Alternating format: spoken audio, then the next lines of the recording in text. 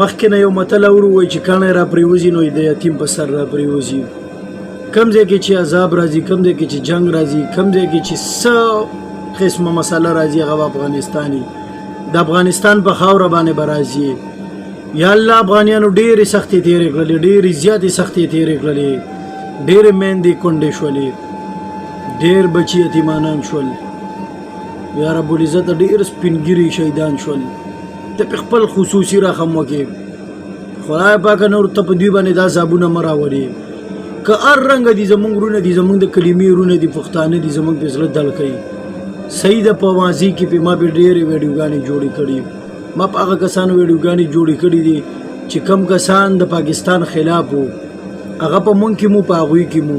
خو لکه دا اوسنی وخت داسې دی چې په دې کې زه د دوی خلاف ویډیو نشم جوړولی، ځکه چې دې ویډیو سره زمونږ زړونه جاړي، زړونه ډېر ښکلي ګلونه یتیمانان شول. بیا 1500 مړي د الله پاک عذاب دی. نو پته نه لګي، افغانستان خو ډېر غیرتي او ډېر پښتانه خلک دی، خو پته نه لګي چې ولې پې د خدای پاک د عذاب دی. د 25 کالو نه مونږ وینو دا دی چې په افغانستان دغه عذاب دی او دغه عذاب دی. دا خوانان د دې عذاب نه خلاص نه شول. زمونږ خو په خپله مونږ له څه طریقه نه راځي. دعا ده، دعا به مونږ کوو، خپل رب ته به مونږ دعا کوو چې خدای پاکه د دوی نه د عذاب په خپلو قدرتونو سره ختم کړي. ډېرې سختۍ تېرې کړلې، ډېر شهیدان پکې راغلل. خدای پاکه نور په خپل رحم وکړي، نور پې دا عذابونه، دا مصیبتونه مه راوړي. دشمن به ټول عمر کمزوری لري. خدای پاکه زمونږ هم وروڼه دي، زمونږ د کلمې وروڼه دي، زمونږ پښتانه وروڼه دي، زمونږ پې زړونه دړ کوي.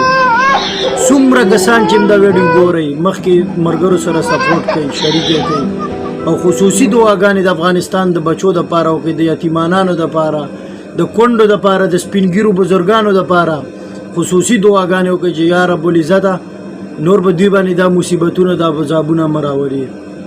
نور هېڅ الفاظ راسه نشته علاوه د دعا نه. مخکې خپلو ملګرو سره شریک کړئ.